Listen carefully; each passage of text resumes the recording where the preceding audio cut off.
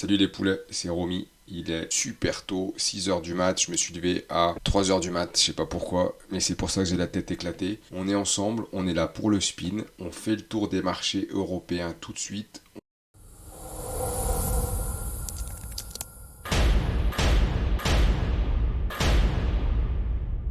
Yo les loulous, mardi 17 janvier, 6h05, on est parti. Vous avez sous les yeux le Nikkei en daily. Ça va être intéressant aujourd'hui. On se fait vite fait le comeback d'hier, là, le petit flashback, ça veut rien dire le comeback. Le petit point, on se fait vite fait le petit point sur ce qui s'est passé hier. Qu'est-ce qui s'est passé hier? Hier, on a atteint la zone, cette zone verte que j'avais tracée il y a déjà un petit moment, qui nous guide depuis ce week-end. Du coup, je vous mets en H4 pour capter parce que je voulais faire un débrief hier soir et puis en fait, je vous avoue que j'ai pas pu le faire. Je vais essayer de m'y tenir le mieux possible. On est là, les petits loups. On a vu qu'hier, sur la zone là, ça a tenu. Du coup, il y avait un signal. On a pris. Ça n'a pas donné beaucoup. On a fait un TP1 et on s'est retrouvé pris à BE. Donc c'est plutôt cool que ce soit bien passé quand même. Hier, je disais que ça pouvait potentiellement repartir là-haut et nous faire le sait-on jamais, surtout aux US, on avait regardé qu'on n'était pas à l'abri que cette zone elle tienne et qu'on reparte là-haut. Là, sur le DAX, les gars, on a l'AMM50 qui arrive en support derrière et ce que je voulais vous dire, c'est que là, on a mes petits traits jaunes et comme d'habitude, ce petit trait jaune-là, c'est le cours du DAX et on le voit bien là, on le voit bien parce que ce petit carré vert là on est sur le CFD, donc là ça cote et on voit que ça c'était hier en fin de compte, vous voyez 15 heures, là ce qu'on voit sur le futur, ce qu'on voit sur le cash, c'est la mèche qu'il y a ici et ça a été ravalé et aujourd'hui, ce matin, on revient sur la zone. Savoir si elle va tenir ou pas, j'en sais rien les gars, c'est impossible à savoir, c'est pas ça qu'il faut jouer, c'est juste qu'il faut capter que on est revenu là et que ce qui est important de comprendre aujourd'hui, c'est qu'il n'y a pas vraiment de sens privilégié pour l'instant, c'est compliqué à savoir, on est dans le champ des possibles. On va retourner sur le Nikkei, c'est un peu décousu, mais je suis éclaté ce matin. Et décidément, je suis quelqu'un qui a besoin de dormir, si je ne dors pas un minimum, je suis aux fraises les copains. Alors, je disais quoi? Je disais que là, on est sur le cash et qu'on est revenu, donc on est en H4 sur le cash et on est revenu là avec mon trait jaune, on voit qu'on est revenu sur la zone basse. Et là, typiquement, c'est toujours pareil, je comprends qu'il y a deux scénarios à chaque fois et on est bien d'accord. Sauf que là, ça a de l'importance parce qu'on est sur une zone. Comme je vous disais, ici au milieu, c'est compliqué de capter ce qui va se passer. Là, par contre, il va clairement falloir qu'il y ait un choix qui se fasse. Le danger, il faut éliminer ce danger-là. Il va falloir voir à l'ouverture ce qui va se passer. On est ici, à mon avis, le plus gros danger, c'est de faire un espèce de fake de merde là et de relancer. Voilà. Parce qu'en gros, on a ce scénar-là. Bon, ils peuvent partir tout de suite à l'open, hein, et là c'est cadeau. Et à ce moment-là, s'ils partent tout de suite à l'open, qu'on voit qu'à l'open c'est véloce et que ça envoie, ben, comme hier, il faudra reprendre une pause, mettre ABE rapide, un TP1, et on sera pas à l'abri que ça monte. Donc ça, ce serait le scénar idéal en fait, dans l'absolu. Mais qui vivra verra pour le coup. Donc, on va dire, scénar numéro 1 à l'open, ça met une fusée, pourquoi pas. Scénar numéro 2, les gars, ça nous fait un pullback, enfin un pullback, rien à voir, ça nous fait une fausse sortie, un fake out et ça repart. Scénar numéro 3, les petits potes, et ben ça descend. Et à ce moment-là, on verra ce qui se passe si on arrive sur la MM50, voir ce que les cours font à ce moment-là. C'est un peu les trois scénars qu'il y a de possibles. C'est pour ça que je disais que c'est le champ des possibles aujourd'hui, c'est la journée des possibles. On va voir ce qui va se passer. Est-ce qu'ils vont vraiment aller corriger un peu plus et voir ce qui se passe là? Parce qu'on a une MM50 daily, une MM200 H4. Donc voilà, on a quand même une grosse convergence ici. Voilà ce que je peux vous dire. J'essaie de réfléchir en même temps, mais j'ai le cerveau qui patine dans la choucroute.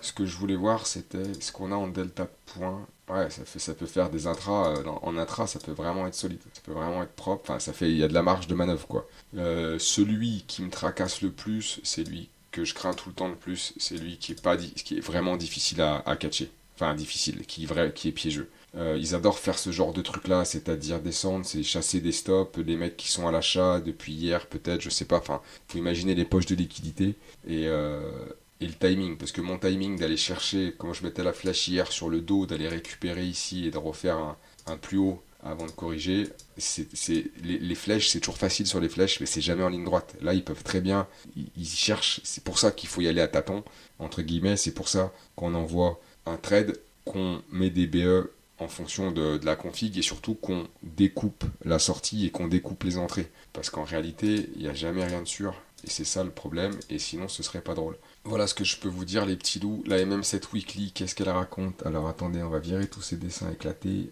Les dessins éclatés, ils sont là, ils sont là, ils sont là. Ok, l'ellipse, on s'en branle. On est où?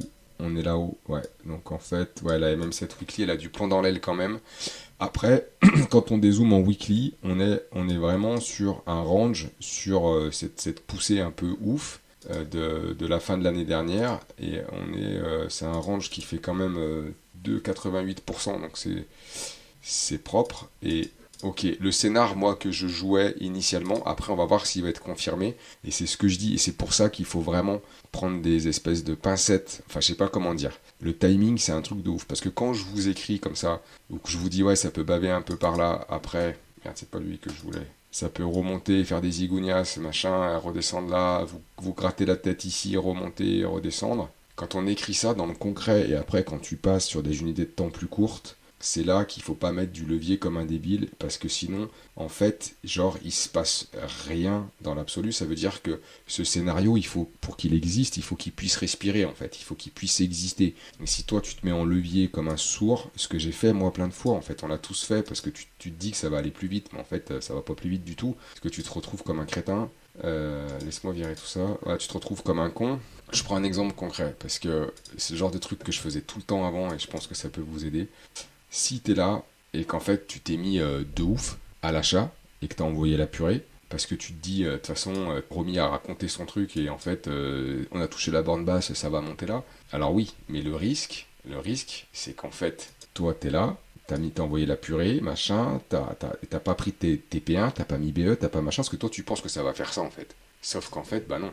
Et bah non, le truc qui peut se passer c'est que ça fasse ça, comme ça fait aujourd'hui, ça revient chercher là, ça revient chercher là, en fait, on n'en sait rien, et ça c'est ce qu'ils adorent faire, un fake out. Là, toi, t'es en perte latente, t'as monté ça comme un bourrin, t'as pas pris de TP, t'as pas machin, on la connaît la musique. Résultat des courses, ici tu coupes, tu vas couper au plus bas, parce qu'ils vont redescendre à un espèce de max pain point là, où ils savent qu'en intraday, on est dessous, parce que c'est très scolaire, tu mets le stop en dessous, et on la connaît tous l'histoire. Donc si toi tu sais que la théorie c'est que là t'as un break, tu machin, tu payes, tu mets ton stop en dessous des plus bas, comprends bien qu'un algorithme qui vaut des millions, il est au courant lui aussi en fait. Du coup, souvent là, ici, ça peut être un peu large, tu vois, les zones elles bavent, c'est justement fait pour ça en fait. Donc là, toi, tu risques de te retrouver à couper, et l'après-midi, c'est reparti, et ça se trouve, ce soir on est là, et fin de semaine on est là, tu vois.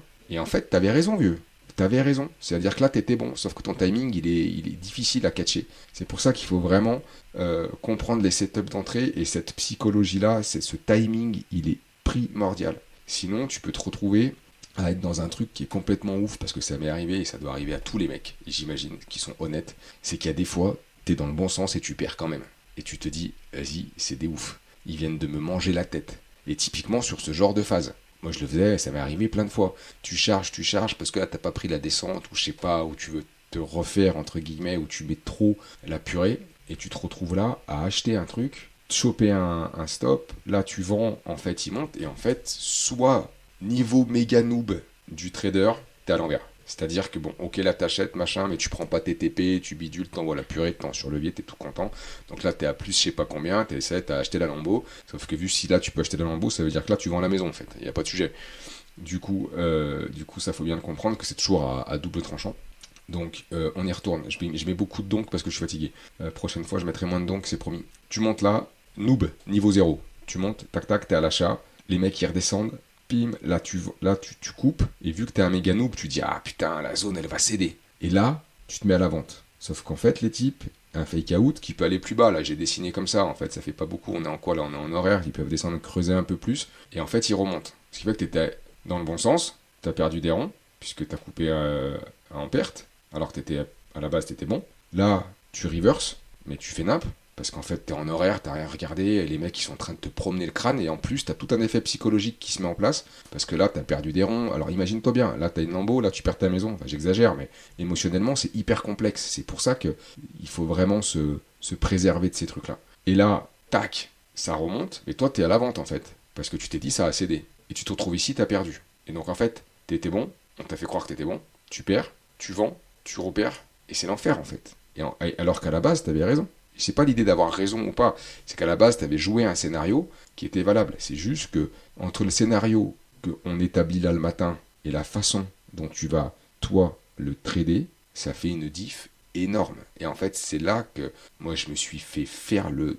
Je le dis plus parce que apparemment YouTube aime pas trop, mais vous m'avez compris, dizaines et des dizaines de fois, et t'es devant et tu t'arraches la tête. Et il faut que je fasse une vidéo sur la psycho, parce que là, si tu préserves pas ta psycho, tu t'es tellement fragilisé émotionnellement là, t'es tellement à l'envers, t'as tellement l'impression qu'ils t'ont mastiqué la tête que tu vois plus clair. Alors qu'à la fin, il s'est rien passé, vieux. Ils ont fait ce qu'ils font tout le temps, c'est-à-dire qu'ils t'ont mis un fake out dans la tête, et bonne journée. Et ça, ils sont spécialistes. Donc je dis pas que c'est ce qui va arriver ce matin, je dis juste que c'est le scénario qui est le plus chiant et qu'ils aiment bien faire. Parce qu'ils viennent encore une fois te mastiquer, ils font croire à tout le monde que, et en fait, ils piègent hier dans un sens, ils piègent ce matin dans un autre, et après, en fin de compte, ils remontent, ils font leur vie, ce qu'ils avaient prévu, que sais-je. Et à la fin, ça veut juste te dire, toi, si je te mets ton truc, que t'es resté dans ta borne.